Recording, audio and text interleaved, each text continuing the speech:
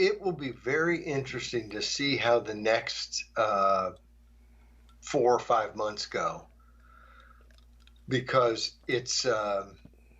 I think there's going to be a lot of pent-up energy on the right, and my sense is I think there's going to be some deflated energy on the left, and yet there's going to be some demand that they govern from a position that, I mean, when you think about this election, the Democrats lost all in the House and they lost in the Senate, and after 4 years of numerous impeachment inquiries and this guy is a tool of Russia and just wall-to-wall media, they beat him by this much. And if it wasn't for the coronavirus, I think everyone can plainly see that this thing is that he wins. He wins Pennsylvania, and he wins Michigan, and he wins Wisconsin, and he wins Georgia and North Carolina. In other words, every state that was close that he lost, he wins.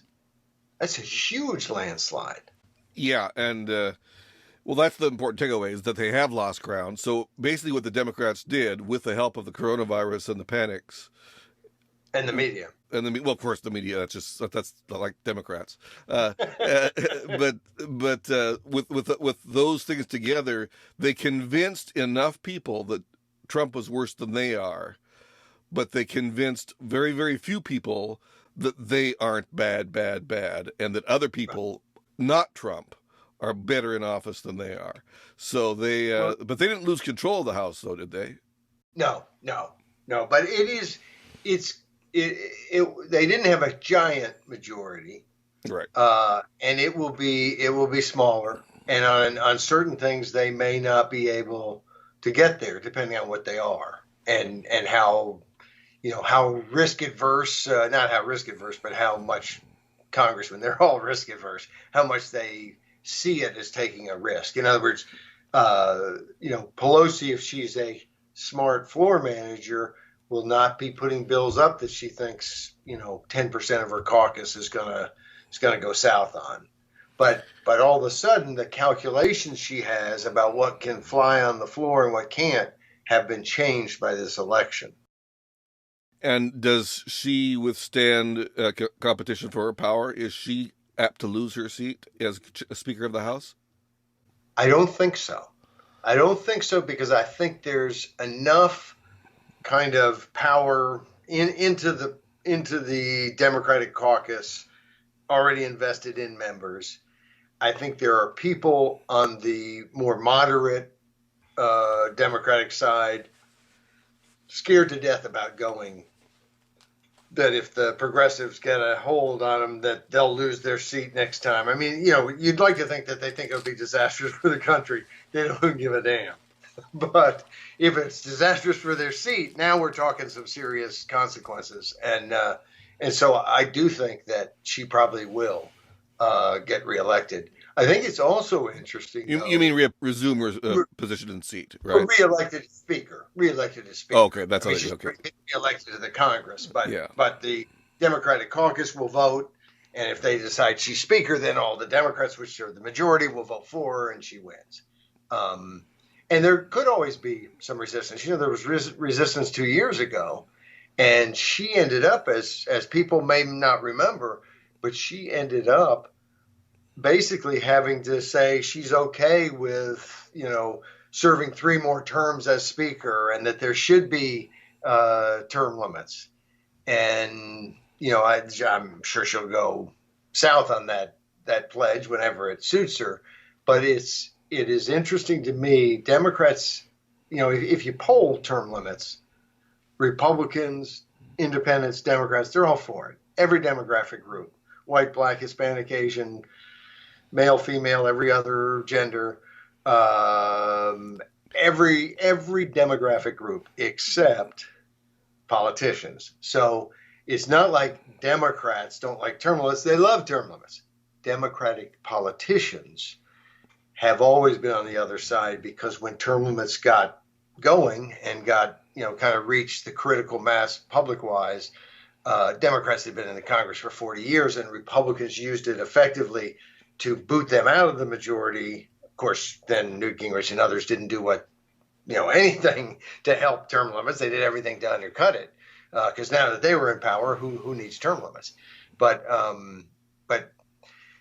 it seems to me the cachet of term limits, the reach of it, more and more Democrats, even elected officials and even apparatchiks, the hacks, folks like me, who are into politics all the time, work in politics, those Democrats are starting to see the value of term limits in states where Republicans are the majority and there just aren't open seats, or even when Democrats are the majority. If you're a progressive Democrat in a less progressive state, or a moderate Democrat in a more progressive state, when do you get the Democratic official who you don't happen to like very much out?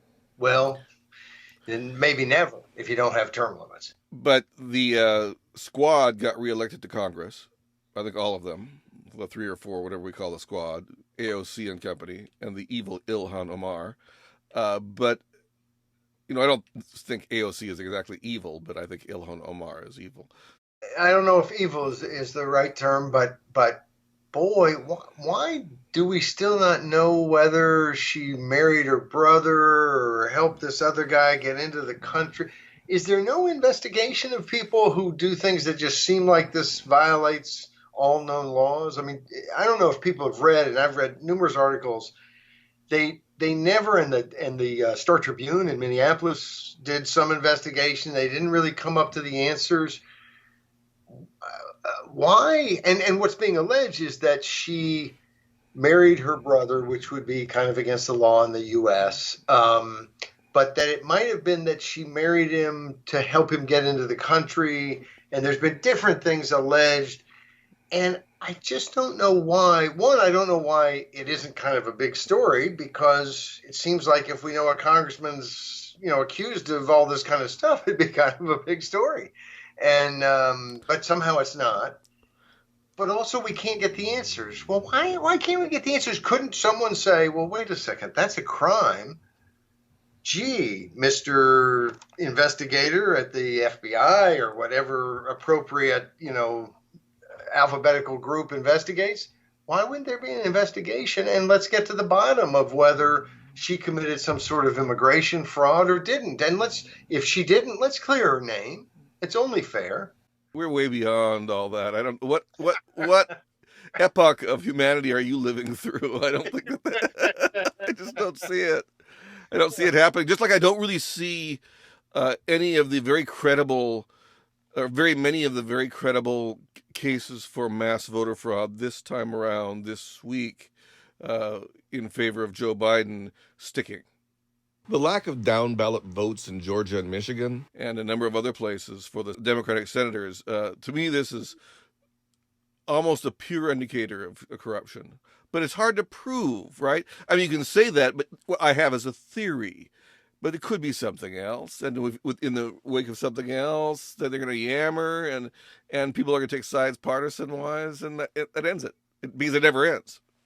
Well, and you do have to have some evidence. I mean, things can look funny, but that's never enough to say, well, we have to vacate the election or something. You then would investigate and see, is there anything that can really be shown to have been done.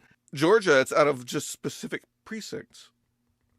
It's not just. That does need to be. You need to look into certain things like that, and it's one thing. Sometimes there's irregularities. Well, sometimes people vote in irregular ways, but other times it needs to be explained. For instance, there was a Federalist story about, in the middle of the night on election night, I guess it was the wee hours, so it would have been the day after the election, about 100,000 votes just got added to Biden's total in Michigan.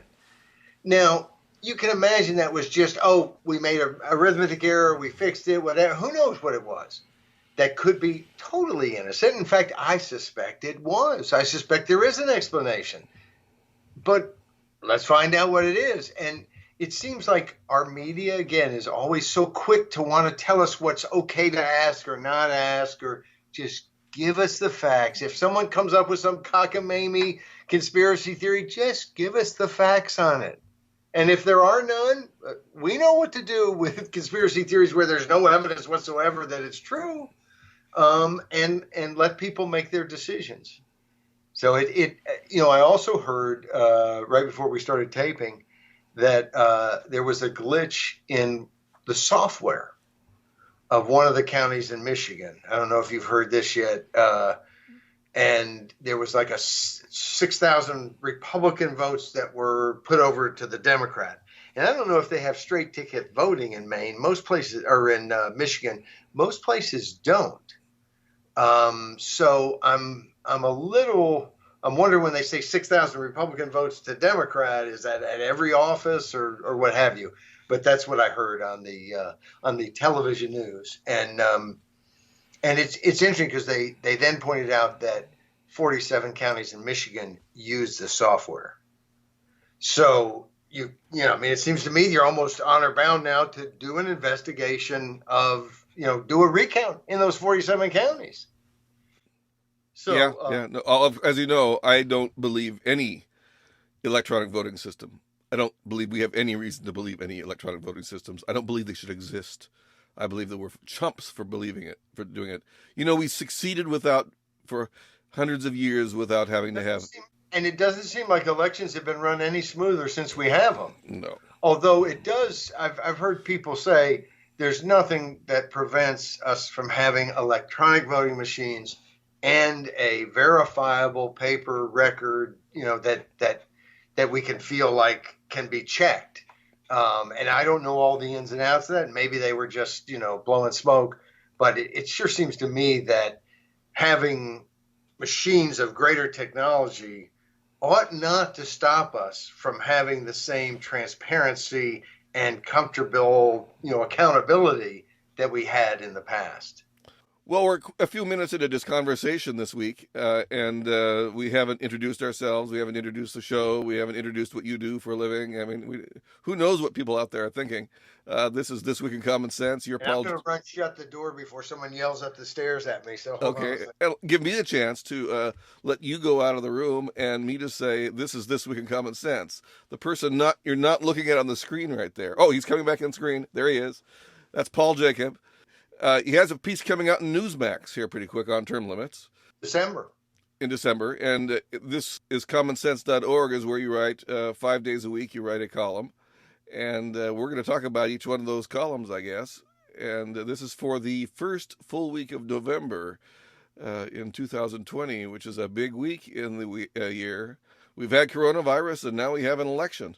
And they seem to be both a little bit fraught with anxiety and conflict and disagreement, and here we are.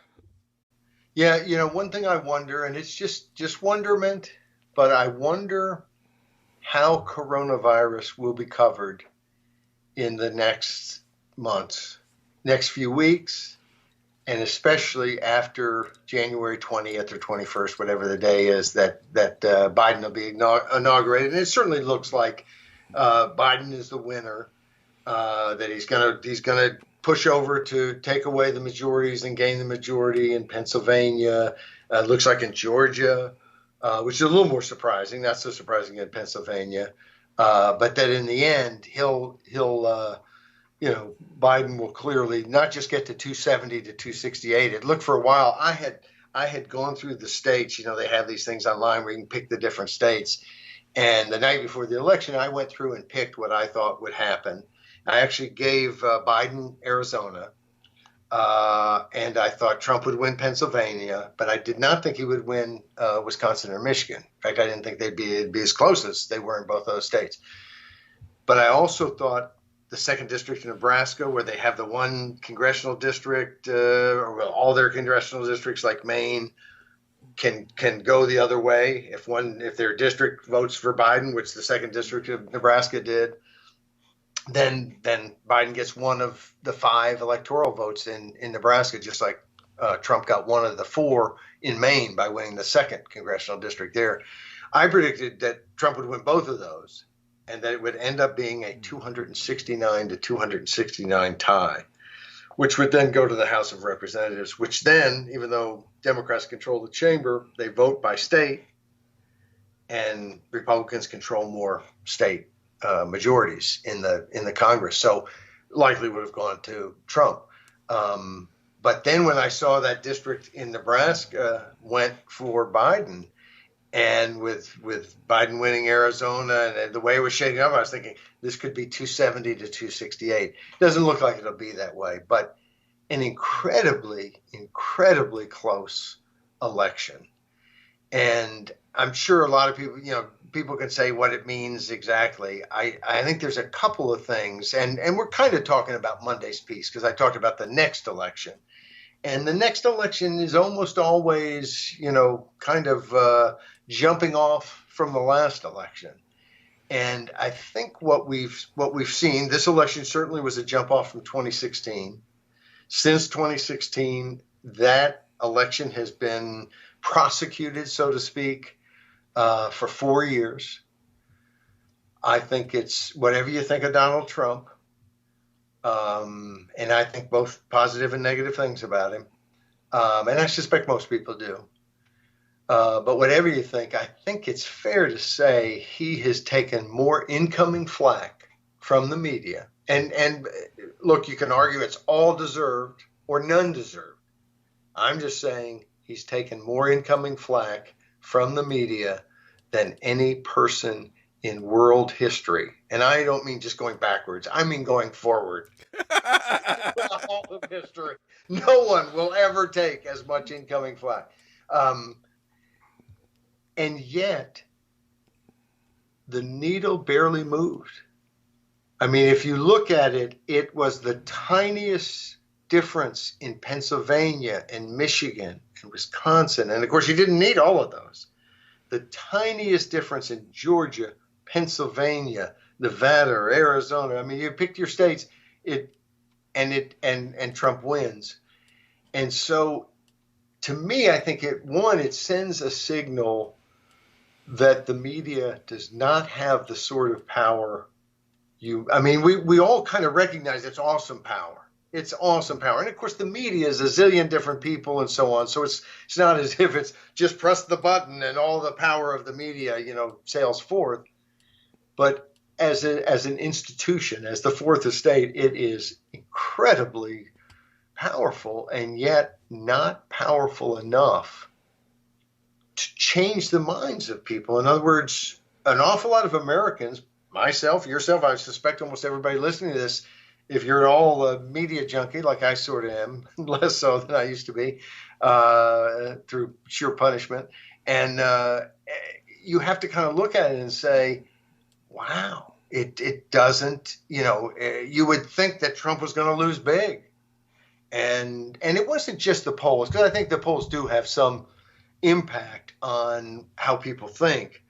But I also think that the polls, it was tough to poll because a climate was created in America in which you were going to face all kinds of repercussions from your family, from the neighbors, and it depends maybe where you lived. I have a lot of friends. I grew up in Arkansas. And I realized sometimes talking to my friends, especially my friends who just thought, Trump was a madman and terrible and going to become a dictator, and freedom and democracy was, here for a brief second and gone. I realized, I thought, how do people see it that way? And I realized, well, I live in an area of the country in which people are very reluctant to wear a Trump hat or a shirt or a bumper because they don't know that someone might, throw an egg at their car or chew them out at the store, or, there could be all kinds of repercussions. And where I live, I'm not aware of any of those. I'm just saying in this, you get a little closer to Washington and you might be accosted by BLM folks at trying to eat dinner. So it's I think that created a situation in which you had this undercurrent, sort of like I think today, if you were to do a poll in China, that you'd find a tremendous amount of support for the Chinese government. If you somehow were able to free all these people and convince them that, oh no, you're free, there's no repercussions, those poll results might really change really quickly. And of course, it's not quite the same thing in the United States, but it's the point is people think for themselves, not just brilliant nuclear physicists. People, all people, think for themselves, and they size things up and they read between the lines. And so the power of the media is much more in the stories they tell than in the spin they give to it. And the more the media has spun, the more that's true, and the more people read through that spin. And the new thing, which I think gives rise to just conspiracy theories out the yin yang, is the fact that I think anyone who's looking at the media realizes there's certain stories we're just not going to get. For instance, during Obama's time, if you wanted to know anything about the IRS scandal, where they were literally blocking people from being able to start nonprofit groups to reach out and associate politically with their fellow Americans, hard to think of a more serious, at the heart of political activity, a more serious attack by the federal government. And yet for most of the media, it was no scandal at all. It was a mistake. Bringing it up was rude. That was kind of how they viewed it. In fact, any mistake Obama made, to bring it up is just rude. I mean, that's kind of how the media treated it. And now the media treats it as any thought we have about what Trump could possibly do should be on the front page as likely future news. In fact, in Monday's piece of the next election, as a little aside, I pointed out that doesn't it seem like we hardly get any news about what happened in our world yesterday? And instead, like story after story in the newspaper is what's going to happen tomorrow? It's as if we don't have people, hunting down the news to report it. We've got people dreaming it up to report it. And maybe they get the help sometimes of scientists who can develop super duper models that tell us exactly. I mean, we don't know what the weather's going to do today, but boy, in 100 years, we have it down to a fine science of exactly what's going to happen. And I don't say this to poo-poo every model, and it's just that we've gotten so incredibly unscientifically in love with the political term science. And we've allowed our media to become totally propaganda, and it's a problem because we don't seem to have any media that is kind of just the facts. I love all the opinion, and the truth is, I think we'd be better off, even in the world we live in terms of media-wise, if the media was a little bit more upfront about where they are. That we're a democratic newspaper. Used to be that was much more the case. Even when they didn't try to color the news like they do today, they would kind of admit on their editorial page we're a Democratic paper or a Republican or an independent. Well, the newspapers used to be named things like the Republican or the Democrat. Right. Yeah, that does kind of give it away, doesn't it? I think there are scientists of a sort who are figuring out what the media is saying, and they figured out that prophecy is a really, really, really popular business. This is a business model that really sells because people like prophecies. I mean, I don't know if you've ever been involved in a religion that had prophecies in it, but they're very popular. And that's what the news is now giving, is that they're giving prophecies because those really have meat and they excite the imagination, and it's part of the religion. I mean, politics is now religion, and we don't have the luxury of having a rational discussion about politics anymore because it's all really two religious factions going at each other. And that's not a recipe for concord. And the media is pretty much on one side. I remember being a teenager, and one of my goals was to be on Tom Snyder's Tomorrow program. It was on at midnight. I was a night hawk, and so I'm watching it. And he would have guests on, and they would discuss like issues and thoughts and the book he wrote and different things. And I remember radio programs where they would talk about different things, and they might have guests from different issues, pro and con, kind of a crossfire thing, but not necessarily quite as screaming at each other. And it seems like now everything is from a television standpoint, but you don't have discussions in the newspaper in the same way, and even radio, much more a monologue, not as much discussion. But on TV especially, you've got, and it started in my mind, I hearken back to the Clinton time, where you would have people come out and defend the blue dress and defend anything Clinton did, and then people attack, and so you had all these hacks, all these folks who they're basically paid to argue that blue is red. You pay them, they go on TV and say, look, you see it as blue, but it's red. It's clearly red. We have that sort of journalism on every issue. And I think about the court issue and court packing, and why aren't we discussing how we should reform the court? What we do as a society is no longer discuss amongst themselves. The old, hey, discuss among yourselves. They don't tell us to do that anymore. We're not supposed to discuss among ourselves. We just listen like spectators and choose sides. We can be on the red team or the blue team. And that's a recipe for disaster. We will get no good policies suggested by either the red team or the blue team. And they will do, the only policies they'll agree on will be horrible for us. The only thing worse than gridlock in Washington is when they agree. And we have to be in the equation. We have to be in the discussion. And not only is our political system failing us by not giving us the democratic checks and balances, by not giving us the dialogue in the public sphere, but the media is doubling down on it. The media is not our friend in the sense of being there to help the people discuss and determine issues.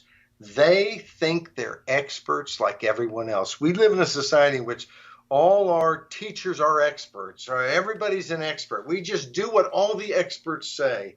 And the least expertise people in the world are the people on TV. And they act like they're the most they're the ones who are telling you how stupid it is to wear a mask as if they studied this forever when they don't know anything about it. And then the next day they're telling you how you must wear the mask because it's so important. And again, acting like somehow they're the fountain of all knowledge when they're reading a cue card. And that's what we're getting. We're getting a society in which we're spectators. And if the popcorn tastes good and they keep putting money in your bank account, I guess it can go on for some time. But it's not going to be a great free country like I think it can be. And I think people recognize. And sometimes there's so much hype about everything. We always want everything to be America's finished, and I don't tend to subscribe to those kinds of, dour predictions always. But I think we all recognize that we've been on some ground that we haven't been on before, and that I think we'd all feel more comfortable if we could get back to some ground that feels like the ground that we've always been walking on, and that's not a go back. We're not going back anywhere. But we are looking for some solid ground. And to me, that is citizens being engaged and not some brilliant superstar who's going to save it all for us. And frankly, that's the biggest, that was always the biggest turnoff for me about Trump, is his view as himself as the superstar and the guy who could fix everything. Because unless you have a process, unless you have more buy-in than one guy, well, you're finished the second that guy isn't there. Which we kind of saw, because he didn't get a lot of good people around him. I mean, he had people who were actively working against his agenda and against the promises that he'd made. But there's one thing that you're in a sense kind of wrong about, because there is a place in our society where people are talking at great length and actually very intelligently, and it's on the web. I mean, the Joe Rogan podcast sometimes goes out for episodes that are 3 hours long. Lex Friedman is a very thoughtful Yeah. gentleman. They just all these people who do amazing things online, and in comparison to the major news media that people see on the TV, which barely even exists, as a separate entity, but it is there still. Uh, these people are just light years away from them and above them, and we're trying to contribute our own little way, to that little discourse. But No, but that's a good point, Tim, because you're right. It's out there, and maybe that's part of it. And so often you're thinking, how do we get the post office to do right? How do we get it to where our mail? And then you look back 10 years later and you realize you never did get it to do right, but you just shot way over the post office and are doing something totally different now that just makes that no longer cumbersome, no longer a problem. And that's kind of, I think, how we have to think about a lot of the political stuff. And we can cry about the old media not having the investigative journalism to hold government accountable. Well, no use crying about it. Let's find out who can.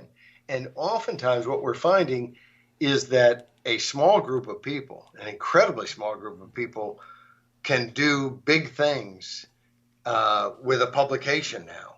That two people, one person, looking at what's happening in their town governmentally and digging can have a tremendous effect and doesn't have to compete head to head with the New York Times or the St. Louis Post-Dispatch in other words, if you're living in St. Louis right now, you can do journalism without having to necessarily go to head with those papers, because you can create your own niche. And it just seems like more and more people who love freedom need to figure out how do we get involved and how do we become the new media. so, do you think you've covered Monday's piece? I haven't, because I haven't told people that one of the best things that happened on Tuesday was that 3 states, legislators in 2 states, North Dakota and Arkansas, put measures on the ballot to make it much harder to pass initiatives, petition stuff on the ballot and get it passed. And in Florida, wealthy somebody or other with some group, nobody knows exactly who put the money in, but spent millions of dollars to put a measure on the ballot to require Florida voters, if they want to pass a constitutional amendment, must pass it by 60% once. And then they wanted to make them come back and pass it by 60% a second time. And the voters voted that down. They voted down the thing in North Dakota that would have allowed the legislature to veto a vote of the people and require them to vote a second time. People said, thanks, but no thanks. We don't need to be vetoed by our own servants.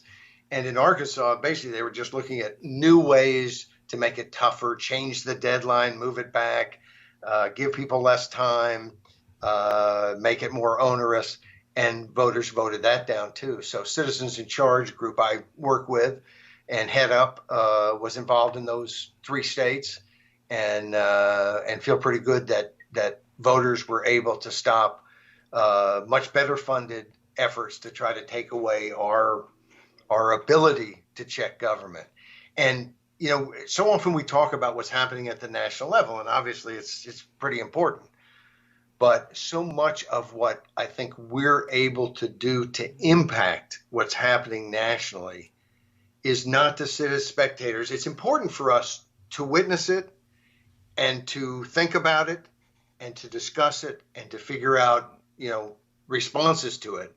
But most of the political work that can move Washington is at the grassroots, at the local level, at the state level.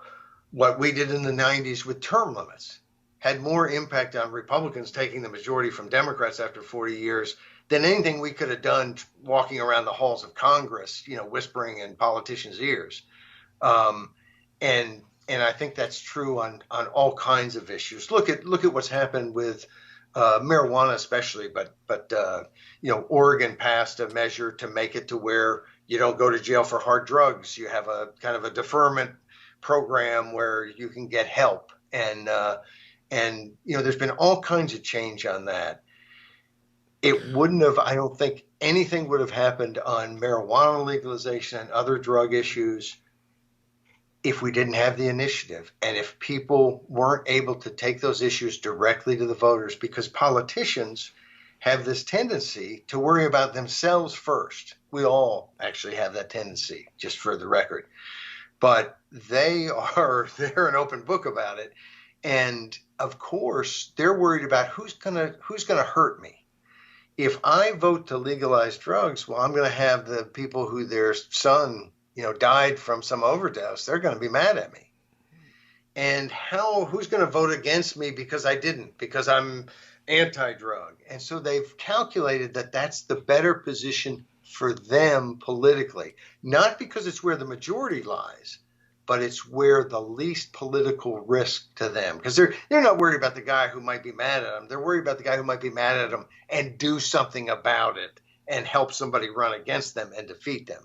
You're now talking about Feds Not Wanted that was printed on Friday, November 6th. You're right. And we'll flip around to that because these issues show how critical it is that we not allow everything to be monopolized by legislators, and that we have that safety valve to be able to say, look, on this issue, we're going to decide it directly. And it does mean I didn't like the idea of throwing Medicaid money all over the place and getting states to put all these people on their Medicaid rolls. And then, 10 years from now, who knows, they're going to have this huge cost.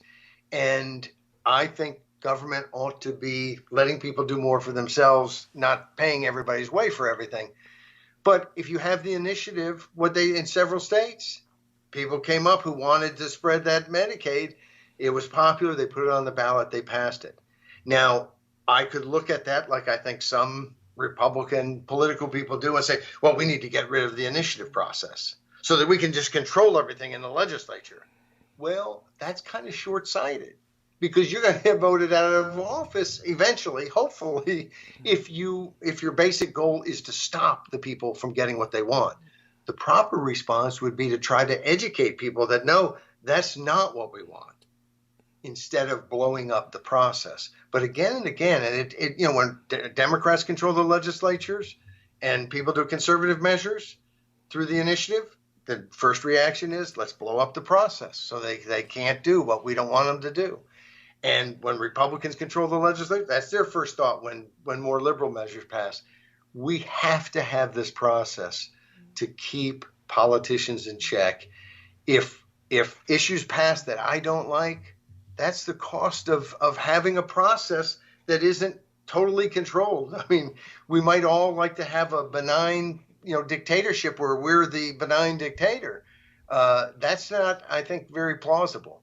And so the initiative process, when you look at the things that it has enabled, the reforms, political reforms especially, but things like drug legalization, we need that check on our government and that opportunity to choose a way that our legislators wouldn't choose for us.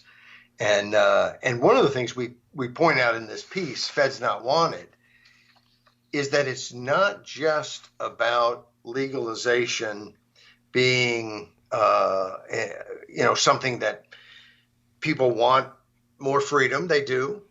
And we point out in this that, the best reason is to make people more responsible for their own lives.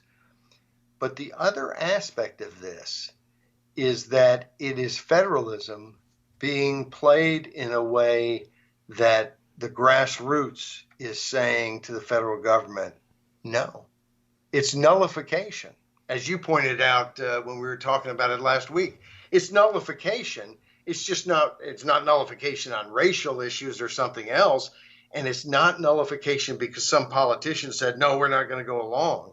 It is the mass of the electorate stepping up and saying, no, we're not going along with the federal government. And I think it's one of the beautiful things about the whole drug issue has been the way that it just seemed to be universal, drugs need to be illegal. And then as people started to confront the issue, and initiatives are the reason. I think if these debates had all happened in legislatures, that most people would have never engaged in them. They would have never thought it through.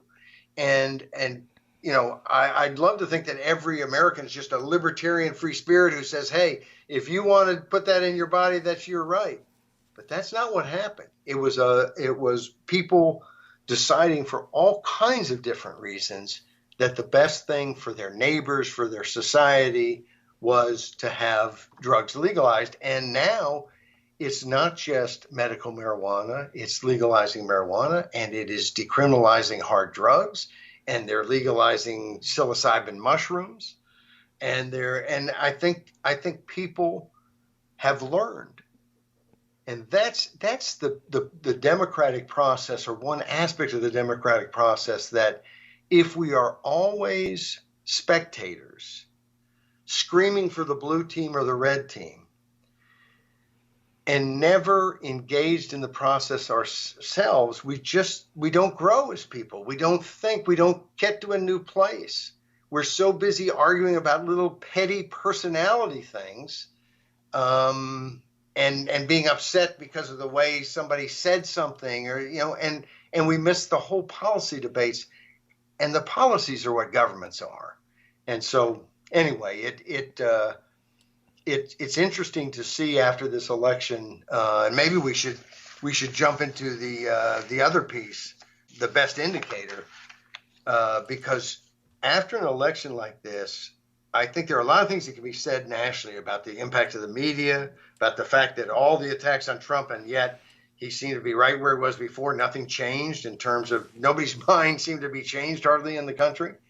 But the best indicators were ballot measures, because here people aren't voting on personality. They're not voting with their team necessarily. And what we mean by that is in California, which is, deep blue, which is one of the places where you hear the most about, all kinds of racial justice, and we need reparations. We need to change all of society to rectify, past racial harm and so on. Well, back in the 1990s, California passed Proposition 209. And Proposition 209 said no racial preferences in employment, in education, and no gender preferences. And so the left, supported by almost everybody in the Democratic Party and all the usual suspects, and also people like Facebook and kind of the woke corporations in California, got together and spent $30 million to essentially repeal the ban on affirmative action, and to say, yes, you can use race and racial preferences and gender preferences in making these decisions. $30 million spent against $1.5 million. So you're looking at, better than 20 to 1, basically. And California voters voted down Prop 16 and said, no, we don't want racial preferences. So this whole push that we have to have a new view on race that recognizes race as everything, and that we have to constantly make all our decisions based on race in order to get rid of race and racism, was rejected in arguably as blue a state as there is anywhere in the country. And of course, I also bring up Kamala Harris's late campaign pitch that said, no, equality isn't really enough, equality of opportunity. We need equity. We need equality of outcome. And what is equality of outcome? Except, in fact, socialism, which is the word that comes to mind, and socialism works, but I think more people would see it as just straight out communism. This is something that is said and repeated as if it is the truth and as if it has huge public support. And yet it doesn't have public support. It doesn't have public support where they live, much less in a country that, in the red parts of the country, they don't even pretend it has support. But the reality is it does not have support in the blue parts of the country. So you might think that the key to all this would be to somehow break many of these issues off from partisan politics and see if we can deal with more and more of them issue by issue according to the principles we all understand. That this was an effective way of countering democratic power, because Democrats really are on the side right now of pushing statism, of increasing the scope and power of the state. That's their main goal. And it's pretty obvious that they do it on a number of grounds, just like you mentioned with Kamala Harris. But if we can do more issues like this, that would really that would change things dramatically, perhaps. I think it would. And this, of course, this issue came at us in the sense that the other side was doing it. But oftentimes, what's the saying? Never interrupt your opponent when they're making a mistake. And sometimes the other side doing a dumb initiative is a wonderful thing, and we should take full advantage. But we have to have that process, and we have to be willing to accept that other people are going to use the process, and we have to step up and say no sometimes. And I know that a lot of times the business community, it's another cost to doing business, so they don't want it. Democracy is another cost to doing business, and it's short-sighted. And look, I'm a capitalist. I love people making money, but there's nothing about making money that says you have to be short-sighted and do stupid stuff that leaves you less free. That doesn't seem to be a real profit. And so you want these processes that keep government in check, because you can write the Constitution down. You got to have some process to make the government actually abide by the Constitution. And you can say, well, we have courts. Well, the courts issue the wrong decision. What do? Well, we can elect new people. Well, we elect new people and new people and new people. And none of them will do what we want. Because once they're in, they've got their own interest. We need, and especially when you think of issues like term limits, the Congress is not term limiting themselves. Legislators are not term limiting themselves. They're not going to make other reforms that cut against their power. We have to have a way to do that. And these initiative processes at the state and local level have just been a wonderful source of reform. And without them, I mean, I would rather have the democratic process to protect myself and to engage in the political process in a way that can check power than I would to have some constitutional provision. Because if there's no way to protect that constitutional provision, it's just a bunch of words on a piece of paper. And now there's no reason not to have both. But this kind of short-sighted, gee, if the other side won an election, let's destroy that process by which they won. That's a recipe for disaster. When was the last time a state offered its citizens the chance to put a measure on the ballot? I mean, because it has to start somewhere, and it has to, and if you don't have it, the legislature has to do it, and the governor has to sign on to it, right? So when was the last time that happened? There's two answers to that, kind of. The first answer is that the last time a state added the initiative process was Mississippi in 1993, but they actually did it, if I remember correctly, in 1913. They passed through their legislature an initiative process, and voters used it to go after the railroad. And the railroad, which controlled a lot of the legislators and apparently the courts, all of a sudden that initiative was struck down, and the courts decided that they didn't really have the enabling legislation they needed, and therefore that initiative process just stood there completely unusable for literally 80 years. And in 1993, a lieutenant governor who wanted initiative and referendum pushed the legislature and got them to actually write rules and so on. And all of a sudden, Mississippi has an initiative process.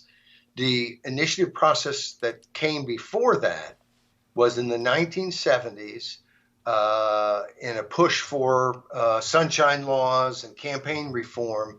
Florida pushed through. And I want to say it was Lawton Chiles, but I'm not 100% sure I'm correct about that. But it was in the 1970s, and that was the last state to get it. And both of those states just have a constitutional amendment process. They don't have a statutory process. I thought Florida had both. No, just an amendment process. And is that why they keep on doing weird things with putting in obviously not constitutional issues as constitutional issues in their initiative? Yes, because the issues you want to do as a statute you can't do, and it's also why the people who hate the initiative block any attempt to get a statutory initiative, because they want to always argue against the initiative that they're protecting the Constitution. Now, the best way they can protect the Constitution is allow people to put their measures into law without putting them in the Constitution. They refuse.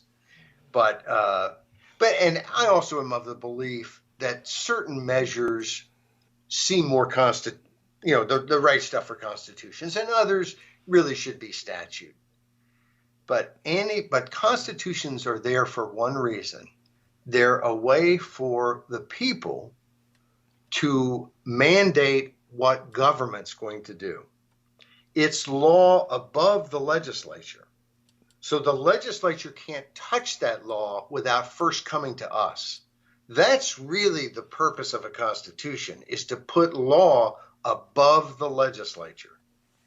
And so when the legislature is actively trying to block you from doing things, your only recourse is to put that law above them. And that's why if you want to do something that really kind of should be statutory, but you believe your legislature is not respectful of the voters, then you have every right to put that in the Constitution, because that's where it belongs, because that's where everything belongs that we can't trust the legislature with. Well, certainly in my state, that's happened a lot. The people in Washington State repeatedly put tax limitation, especially and car tab limitations, just over and over and over again, and the legislatures, they screw around with it every chance they get. It's very vexing. It's very vexing. I mean, everybody kind of hates the legislature, and yet they vote these same turkeys in over and over again. Yeah, well, they like our national elections. Sometimes they see bad people on both sides, but no, it's almost uncanny that our legislatures are so adversarial, and there's always been a certain amount of damn politicians, and so in America there's kind of an adversarial, and there's always going to be with government because they have power. They're telling us what to do. But the level of animosity and adversarialness, the fact that it's not just some people, but almost everyone who sees the legislature as unfriendly territory, as the last place that anyone would represent you, when that's their whole job, is to represent us. And I mean, I for years have talked about representative government has become a euphemism for unrepresentative government. And that's the problem. We've talked about small districts and so on, but when I'm talking to people about initiative and referendum, sometimes folks will say, well, we need the initiatives to better engage with the legislature and to include the legislature more so that there won't be as adversarial. But, almost lots of legislatures, lots of initiative processes in different states have like a indirect process that you go to the legislature first and then they can take action on it. In most of these processes, the legislature never does anything with it. It's like they don't want anything to do with it because they have their own stuff and this is somehow not legitimate. And on the other hand, occasionally they play games with it. They want to put up a counter proposal, and frankly, we can't trust them. We really have to get to a point at some point where the people representing us can be trusted slightly, and we feel like occasionally they might represent us. And neither of those is true today. But I don't know. I think about the legislature after legislature. You go in and you talk to people, and their view is that everything outside the Capitol is out there, and that really they have been somehow not only ordained by the voters, but ordained by God somehow, kind of like the divine right of kings, to make the decisions for the great unwashed masses, kind of. And that's, sometimes they'll tell you that's what a republic is. Like that the difference between a republic and a democracy. Your dog's getting back in. I see your screen just moving a little bit. Oh yeah. He something happened in the house that wasn't caused by me or him, so he decides he has to go look at it. I'm hoping that he doesn't decide that he needs to increase the liquid or solid content of my carpets downstairs. I think we all know where that's going. So, well, anyway, now I did lose my train of thought, but the level of disdain I have for my experiences with various legislatures is just so high. And that can't, as much as I love the initiative, you can use it to check government and to set the right parameters a lot of times and create, the right playing field. But we have to have people working for us in government as our representatives, and we don't have that. And so the initiative process is a hugely important tool that we've got to use more and more effectively. But ultimately, part of what we have to do is create a situation in which we have actual representatives in government. And I think that's getting smaller districts places, but there has to be an embrace of more of a role than a spectator. And the more, sometimes I think about it, I'm kind of a news junkie. I've thought about just stopping watching any TV political stuff just because I don't want to be thinking even for an instant as a spectator. I don't want to have an opinion on what he said or what she said, but on the underlying issue and on how we find a way to get that issue done. And that's almost never convincing everyone else that we're right. It's almost always finding the other activists who agree with us, not just people who agree with us, activists who agree with us, and going out and doing it. Not asking anybody for permission, not convincing anybody you're doing the right thing, finding people who already agree with you and making a plan and going to get it done. Well, speaking of going to get it done, we're over an hour in, and we've done 3 of 5 of your pieces this last week in Common Sense. Well, and I think we've done enough, because I think the fine people of our land have had enough fun for tonight. But I want to mention the 2 pieces we didn't get to, because I hope folks will go read them. The first one is Something to Hate, and it's really about this idea in Scotland that maybe there ought to be a law that allows them to stop you from saying hateful things at your dinner table. Making any statement that, diminishes anybody racially, ethnically, gender, homophobia, whatever. It's about the worst idea you could ever imagine, that the police really need to now come in and tell us what we can say at our dinner table. But that's where the world is heading more and more, it seems. The other one is Love in Their Hearts. And I think this may be the most important commentary of the week. So Ruben Navarrete is a columnist now, has been a reporter, worked for CNN, was let go at CNN. and makes it very clear that he was let go because he wouldn't stop talking about the mistreatment of immigrants, children being put in cages, separated from their families, so on and so on. Now, our listeners probably are wondering, what are you talking about? That gets talked about all the time. Well, you see, Navarrete was doing it back when Obama was president. And he makes it very clear that he was not allowed to say bad things about Obama. This is America. This is American big media. And he is told not to talk about the issue.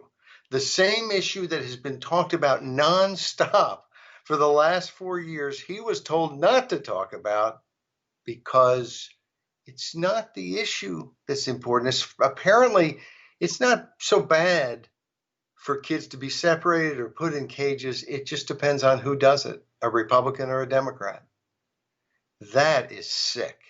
And you should go to thisiscommonsense.org and read Love in Their Hearts. This has been This Week in Common Sense for the first full week of November 2020.